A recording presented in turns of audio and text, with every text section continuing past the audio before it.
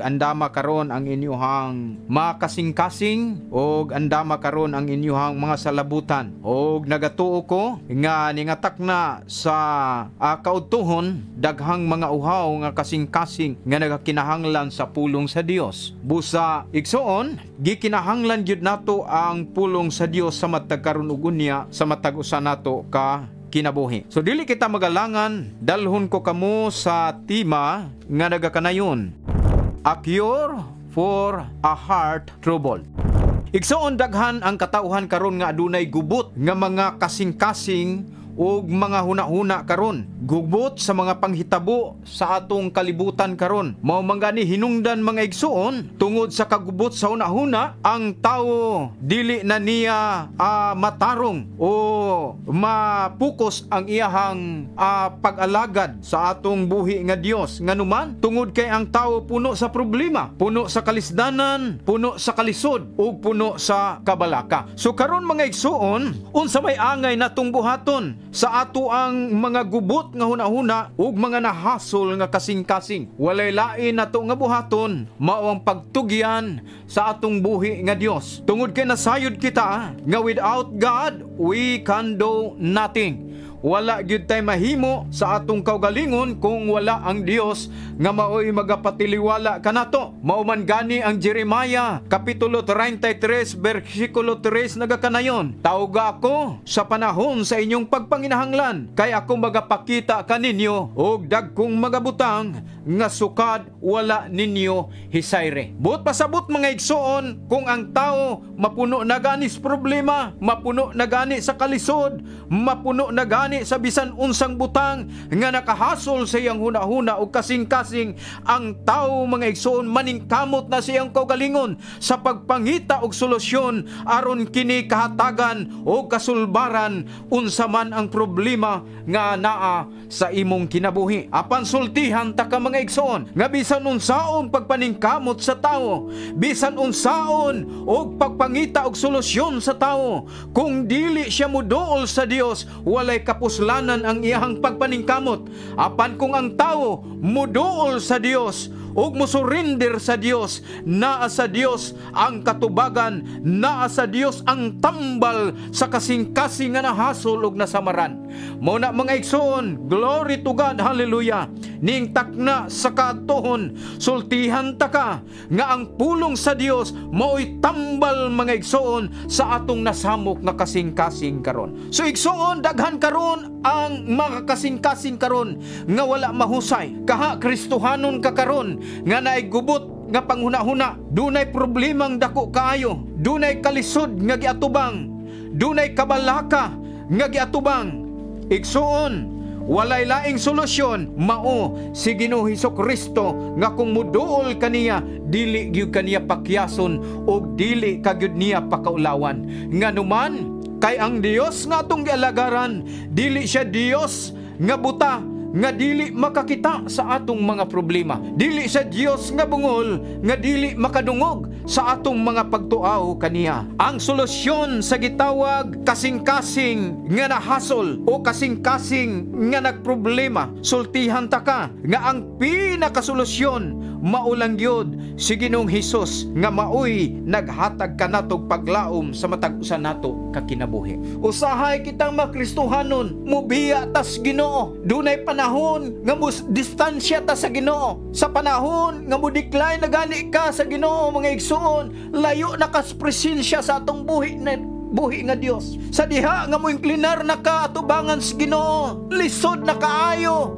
ang pagpabati mga igsoon sa presensya sa Ginoo. Nganuman, tungod kay midistansya naman kas Ginoo, nagpahilayo naman kas Ginoo, apan sultihan ta ka mga igsoon, glory to God, hallelujah. Kung ikaw dili mo biyas Ginoo, kung ikaw dili mo distansya sa Ginoo, kung ikaw kanunay magpaduol sa Ginoo, sultihan ta ka mga igsoon, unsa man ang problema mudangat sa imong kinabuhi, unsa man ang pagsulay nga mudangat sa imong kinabuhi, unsa man ang mga trials nga moabot sa imong kinabuhi, kung ikaw dili mo distansya sa Ginoo, kung sa kanunay nagpaduol kas Ginoo, glory to God, ang gahom sa Dios kanunay mag-uban kanimo. Kini mga kasamok sa atong kasing-kasing karon, natural lamang kana nganuman tungod kay naa pa ta sa lawas nun nga bahin.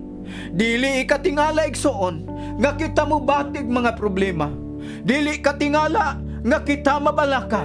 Dili ikatingala nga kita mga igsoon magantos mga pagsulay. Apan sultihan ta ka kung doon na may pagsulay, doon na may kasamok sa imong kasing-kasing ug hunahuna karon.